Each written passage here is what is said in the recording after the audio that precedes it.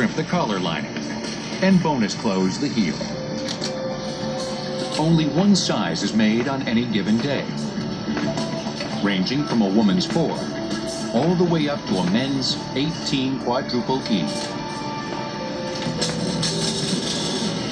Once the upper is completed, the shoe is steamed to form the heel and toe.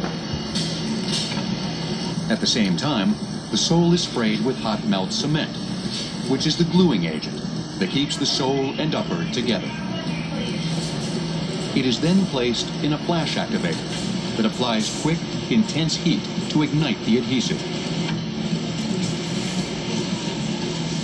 The sole and upper are then sealed and pressed.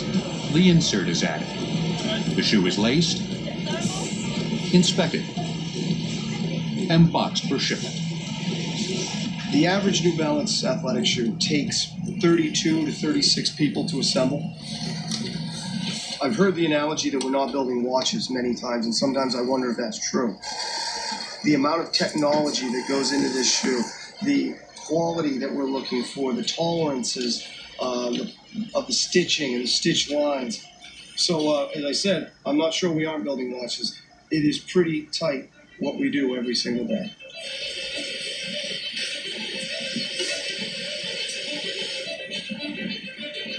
Any one of the 5 U.S. New Balance plants produces between 3,000 to 7,000 pairs of shoes a day. For this company, much of the enjoyed success can be credited to the most unlikely of muses, the chicken. Boston, Massachusetts, 1906. English immigrant William Riley set out to create prescription footwear that would alleviate arch pain for those who spend their workdays standing up. He developed an arch support based on the structure of the 3-pronged chicken foot, which Riley believed exemplified perfect balance. Fusing this concept with his knowledge of the human foot, the New Balance legacy was born.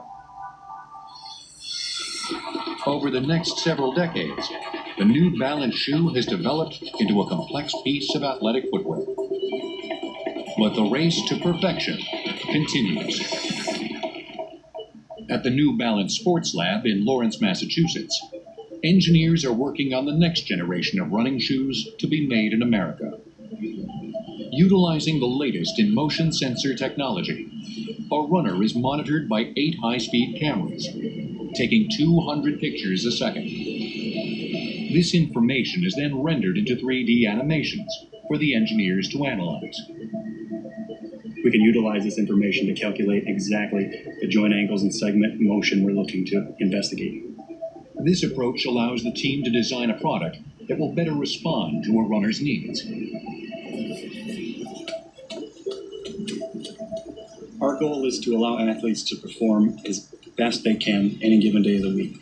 We're going to make very small, minute changes that maybe the athlete doesn't even realize that's going to give them a second on an 800.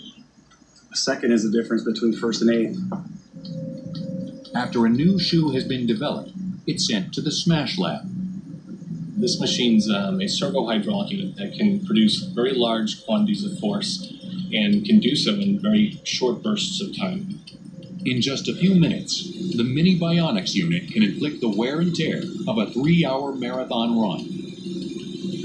So the Mini Bionics unit basically allows us to produce anywhere from 0 to 5,000 pounds of force. In this case, you're seeing the shoe being impacted 10 times per second.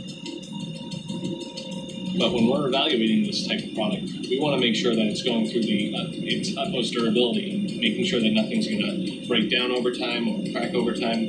So essentially, this is a pretty extreme test, but a pretty important test for our customers. The Smash Lab isn't necessarily the toughest exercise the New Balance brand will endure. For over 2 decades, New Balance has provided athletic footwear for every branch of the armed forces. Each pair is specialized with the Air Force, Army, Coast Guard, Navy, and Marine Corps emblems for the servicemen and women of the United States military.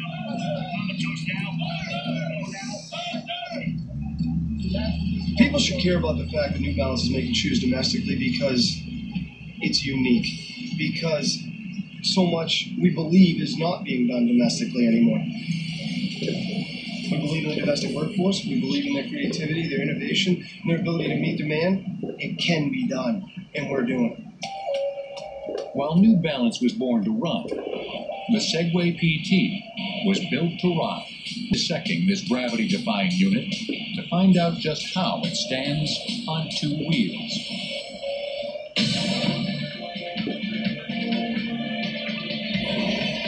For a product to be labeled Made in the USA, the Federal Trade Commission requires that at least 70% of the parts and labor come from the United States.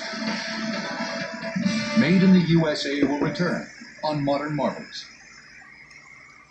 Enter the mystical world of Elvenar. Choose between humans or elves to build and rule over your fantasy city. Elvenar, available in the App Store and at elvenar.tv. Play now.